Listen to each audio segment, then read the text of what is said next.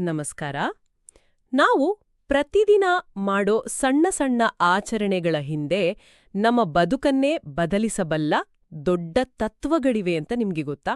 ಹೌದು. ಇಂದು ನಾವು ಅಂತಹ ಒಂದು ಆಚರಣೆ ಸಂಧ್ಯಾ ವಂದನೆಯ ಆಳಕ್ಕೆ ಇಳಿಯೋಣ. ಅಂದ್ರೆ ಇದೊಂದು ಕೇವಲ ಹಿರಿಯರು ಪಾಲಿಸುವ ಸಂಪ್ರದಾಯನ ಅಥವಾ ವೈಯಕ್ತಿಕ ವಿಕಾಸಕ್ಕೆ ಇರೋ ಒಂದು ವೈಜ್ಞಾನಿಕ ಮಾರ್ಗನಾ? ಈ ಪ್ರಶ್ನೆಗೆ ಉತ್ತರ ಹುಡುಕೋಕೆ ನಾವು ವಿಜಯೇಂದ್ರ ರಾಮನಾಥ ಭಟ್ಟರು ಬರೆದ ಸಂಧ್ಯಾ ವಂದನೆಯ ಅಂತರಂಗ ಅನ್ನೋ ಗ್ರಂಥವನ್ನ ಆಧಾರವಾಗಿ ಇಟ್ಕೊಂಡಿದೀವಿ. ಹೌದು, ಬಹಳ ಅತ್ಯುತ್ತಮವಾದ ಪ್ರವೇಶ. ಸಾಮಾನ್ಯವಾಗಿ ಜನ ಇದನ್ನ ಒಂದು ಕರ್ತವ್ಯ ಅಥವಾ ಒಂದು ಸಂಪ್ರದಾಯದ ಭಾಗವಾಗಿ ನೋಡುತ್ತಾರೆ. ಹೌದು. ಆದರೆ ಈ ಗ್ರಂಥ ಇದೆಯಲ್ಲ, ಅದು ಆ ದೃಷ್ಟಿಯಿಂದ ನೋಡೋದಿಲ್ಲ.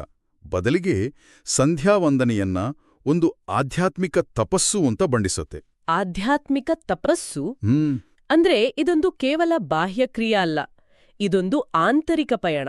ಆಧ್ಯಾತ್ಮಿಕ ತಪಸ್ಸು ಈ ಪದವೇ ತುಂಬಾ ಕುತೂಹಲ ಓಡಿಸುತ್ತಿದೆ. ಹಾಗಾದ್ರೆ ಇದರ ಮೂಲ ಉದ್ದೇಶವಾದ್ರೂ ಏನು?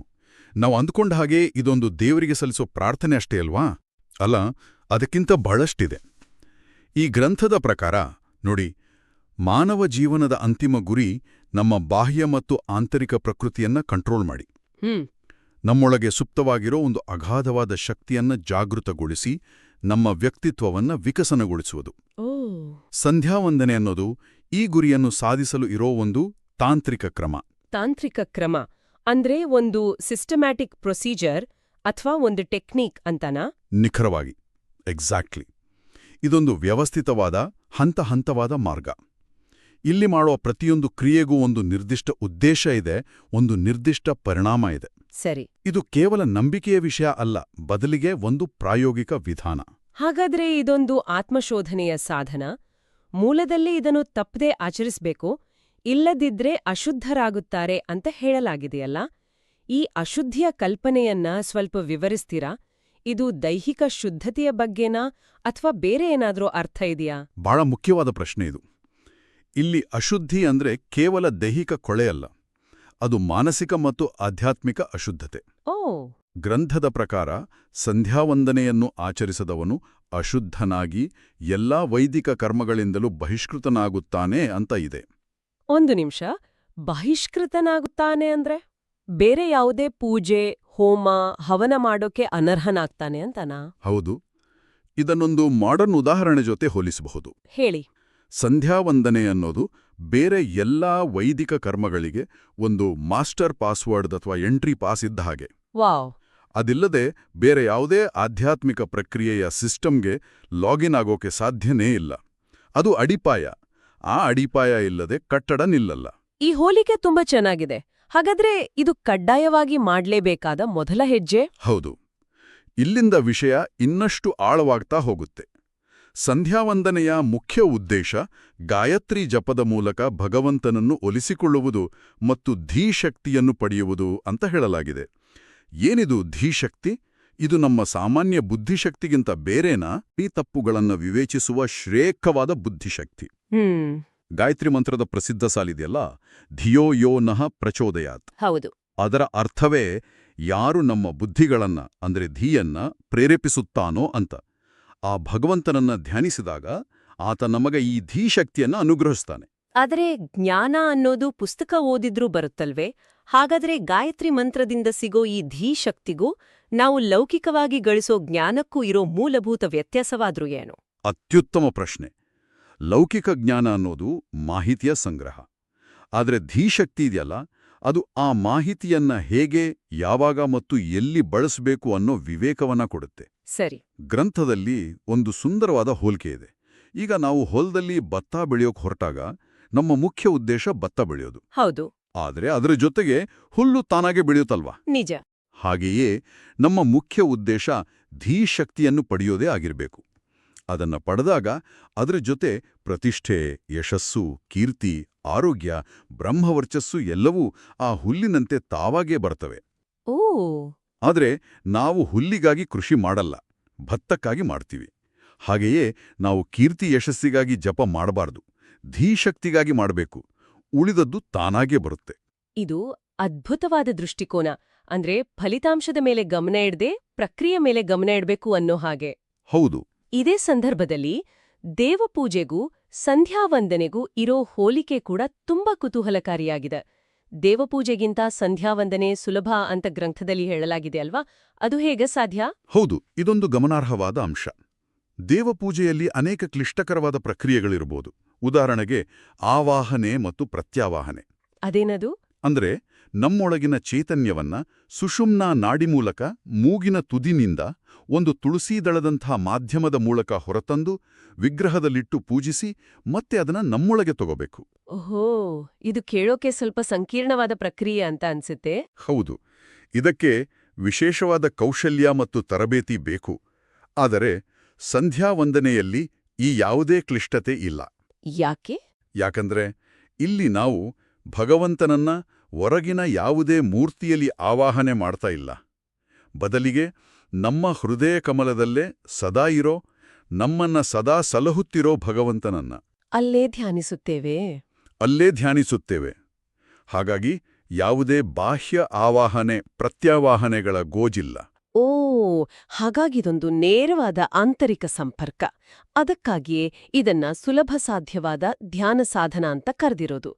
ಅಂದ್ರೆ ಯಾರು ಬೇಕಾದ್ರೂ ಎಲ್ಲಿ ಬೇಕಾದ್ರೂ ಇದನ್ನ ಅಭ್ಯಾಸಿಸಬಹುದು. ಖಂಡಿತ. ಅದಕ್ಕಾಗಿಯೇ ಗ್ರಂಥದಲ್ಲಿ ಭಾರತಖಂಡದಲ್ಲಿ ಭಗವಂತನನ್ನ ಮತ್ತು ಅವನ ಪರಿವಾರವನ್ನು ಉಪಾಸನೆ ಮಾಡೋಕ್ಕೆ ಇರೋ ಅತ್ಯಂತ ಸುಲಭವಾದ ಕ್ರಮವೇ ಸಂಧ್ಯಾವಂದನೆ ಅಂತ ಸ್ಪಷ್ಟವಾಗಿ ಹೇಳಿದ್ದಾರೆ. ನೀವು ಇದೊಂದು ಸುಲಭ ಸಾಧ್ಯವಾದ ಧ್ಯಾನ ಸಾಧನ ಅಂತ ಹೇಳಿದ್ರಿ. ಈ ಸುಲಭದ ಹಿಂದಿರೋ ತತ್ವಶಾಸ್ತ್ರವಾದ್ರೂ ಏನು? ನಮ್ಮ ಶರೀರಕ್ಕೂ ಈ ವಿಶ್ವಕ್ಕೂ ಇದರಲ್ಲಿ ಹೇಗೆ ಸಂಬಂಧ ಕಲ್ಪಿಸಲಾಗಿದೆ? ಪಿಂಡಾಂಡ ಮತ್ತು ಬ್ರಹ್ಮಾಂಡ ಅನ್ನೋ ಪರಿಕಲ್ಪನೆಗಳು ಇಲ್ಲಿ ಬರ್ತವಲ್ವಾ? ಹೌದು. ಇಲ್ಲಿಂದ ನಾವು ಸಂಧ್ಯಾವಂದನೆಯ ತಾತ್ವಿಕ ಆಳಕ್ಕೆ ಇಳಿತೀವಿ. ಪಿಂಡಾಂಡ ಅಂದ್ರೆ ನಮ್ಮ ಶರೀರ, ಬ್ರಹ್ಮಾಂಡ ಅಂದ್ರೆ ಈ ಇಡೀ ವಿಶ್ವ. ಅಂದ್ರೆ ಮೈಕ್ರೋಕಾಸಮ್ ಮತ್ತು ಮ್ಯಾಕ್ರೋಕಾಸಮ್. ಅದೇ. ವೈದಿಕ ತತ್ವಶಾಸ್ತ್ರದ ಪ್ರಕಾರ ಜೀವಾತ್ಮ ಮತ್ತು ಪರಮಾತ್ಮನ ಸಂಬಂಧ ಇದೆಯಲ್ಲ, ಅದು ಬಿಂಬ-ಪ್ರತಿಬಿಂಬದ ಸಂಬಂಧ. ಬಿಂಬ ಮತ್ತು ಪ್ರತಿಬಿಂಬ ಅಂದ್ರೆ ಕನ್ನಡದ ಪ್ರತಿಫಲನದ ಹಾಗೇನಾ? ಬಹುತೇಕ ಹಾಗೆಯೇ. ಬಿಂಬನಾದ ಪರಮಾತ್ಮನ ಶರೀರವೇ ಈ ಬ್ರಹ್ಮಾಂಡ, ಪ್ರತಿಬಿಂಬನಾದ ಜೀವಾತ್ಮನ ಶರೀರವೇ ಈ ಪಿಂಡಾಂಡ. ಅಂದ್ರೆ ಬ್ರಹ್ಮಾಂಡದಲ್ಲಿ ಏನೆಲ್ಲ ತತ್ವಗಳಿವೆಯೋ ಅವೆಲ್ಲವೂ ಸೂಕ್ಷ್ಮ ರೂಪದಲ್ಲಿ ನಮ್ಮ ಶರೀರದಲ್ಲೂ ಇವೆ. ಯಥಾ ಬ್ರಹ್ಮಾಂಡೇ ತಥಾ ಪಿಂಡಾಂಡೇ ಅಂತ ಹೇಳ್ತಾರಲ್ಲ ಹಾಗೆ. ಇದು ಬಹಳ ಆಳವಾದ ವಿಷಯ. ಹಾಗಾದ್ರೆ ಭಗವಂತನನ್ನು ಅರಿಯೋದು ಅಂದ್ರೆ ನಮ್ಮನ್ನೇ ನಾವು ಅರಿಯೋದು ಅಂತಾನ? ನಿಖರವಾಗಿ. ಭಗವಂತ ಜ್ಞಾನ ಸ್ವರೂಪ, ಹಾಗಾಗಿ ನಮ್ಮ ಇಂದ್ರಿಯಗಳಿಗೆ ನೇರವಾಗಿ ಕಾಣಿಸಲ್ಲ. ಸರಿ. ಹಾಗಾಗಿ ಭಗವಂತನ ಸಾಕ್ಷಾತ್ಕಾರ ಪಡೆಯೋದು ಅಂದ್ರೆ ಈ ಬಿಂಬ-ಪ್ರತಿಬಿಂಬಗಳ ಶರೀರವಾದ ಬ್ರಹ್ಮಾಂಡ ಮತ್ತು ಪಿಂಡಾಂಡದ ಸಂಪೂರ್ಣ ಜ್ಞಾನವನ್ನು ಪಡೆಯೋದೇ ಆಗಿದೆ.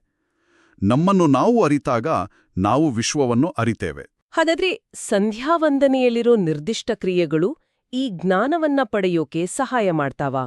ಉದಾಹರಣೆಗೆ ಆಚಮನ, ಪ್ರಾಣಾಯಾಮ ಇತ್ಯಾದಿ. ಖಂಡಿತ. ಪ್ರತಿಯೊಂದು ಕ್ರಿಯೆಯೂ ಈ ಜ್ಞಾನದ ಒಂದೊಂದು ಬಾಗಿಲನ್ನ ತೆರೆಯುತ್ತೆ. ಗ್ರಂಥದಲ್ಲಿ ಇದನ್ನ ಸ್ಪಷ್ಟವಾಗಿ ಹೇಳಿದ್ದಾರೆ. ಸಂಧ್ಯಾವಂದನೆಯಲ್ಲಿ ಮೊದಲು ಬರೋ ಆಚಮನ ಅಂದ್ರೆ ಮಂತ್ರ ಹೇಳ್ತಾ ನೀರು ಕುಡಿಯೋದು. ಹೌದು. ಆ ಕ್ರಿಯೆ ಮತ್ತು ಪ್ರಾಣಾಯಾಮ ಅಂದ್ರೆ ಉಸಿರಾಟವನ್ನ ವೈಜ್ಞಾನಿಕವಾಗಿ ನಿಯಂತ್ರಿಸೋ ಪ್ರಕ್ರಿಯೆ. ಇವೆರಡೂ ನಮ್ಮ ಶರೀರದ ಅಂದ್ರೆ ಪಿಂಡಾಂಡದ ಅರಿವನ್ನು ಮೂಡಿಸೋಕೆ ಸಹಾಯ ಮಾಡ್ತವೆ. ಆದ್ರೆ ಕೆಲವರು ಇದನ್ನೆಲ್ಲ ಕೇವಲ ಮೂಢನಂಬಿಕೆ, ಅರ್ಥವಿಲ್ಲದ ಆಚರಣೆ ಅಂತ ಭಾವಿಸಬಹುದಲ್ಲ. ಅಂಥವರಿಗೆ ಈ ಪಿಂಡಾಂಡ ಬ್ರಹ್ಮಾಂಡದಂತಹ ತಾತ್ವಿಕ ವಿಚಾರಗಳು ಹೇಗೆ ಪ್ರಾಯೋಗಿಕವಾಗಿ ಅರ್ಥಪೂರ್ಣವಾಗುತ್ತೆ ಅಂತ ಗ್ರಂಥದಲ್ಲಿ ವಿವರಿಸಲಾಗಿದ್ಯಾ? ಬಹಳ ಒಳ್ಳೆ ಪ್ರಶ್ನೆ. ಲೇಖಕರು ಇದನ್ನ ಕೇವಲ ತಾತ್ವಿಕವಾಗಿ ಹೇಳಿಬಿಡೋದಿಲ್ಲ. ಉದಾಹರಣೆಗೆ ಪ್ರಾಣಾಯಾಮವನ್ನೇ ತಗೊಳ್ಳಿ. ಓಕೆ.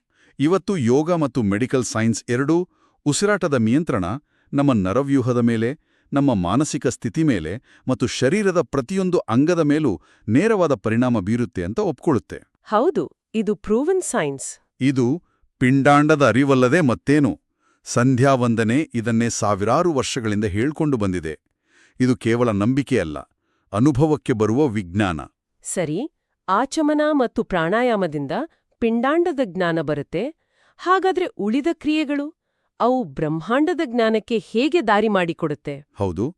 ಅರ್ಘ್ಯಪ್ರದಾನ, ಗಾಯತ್ರಿ ಜಪ, ಉಪಸ್ಥಾನದಂತಹ ಮುಂದಿನ ಕ್ರಿಯೆಗಳು ನಮ್ಮನ್ನ ನಮ್ಮ ಶರೀರದ ಮಿತಿಯಿಂದ ಹೊರತಂದು ಸೂರ್ಯ, ಪ್ರಕೃತಿ ಮತ್ತು ವಿಶ್ವದ ಚೈತನ್ಯದೊಂದಿಗೆ ನಮ್ಮನ್ನ ಕನೆಕ್ಟ್ ಮಾಡ್ತವೆ. ಹ್ಮ್ ಇದು ಬ್ರಹ್ಮಾಂಡದ ಅರಿವಿನೆಡೆಗೆ ಒಂದು ಪಯಣ.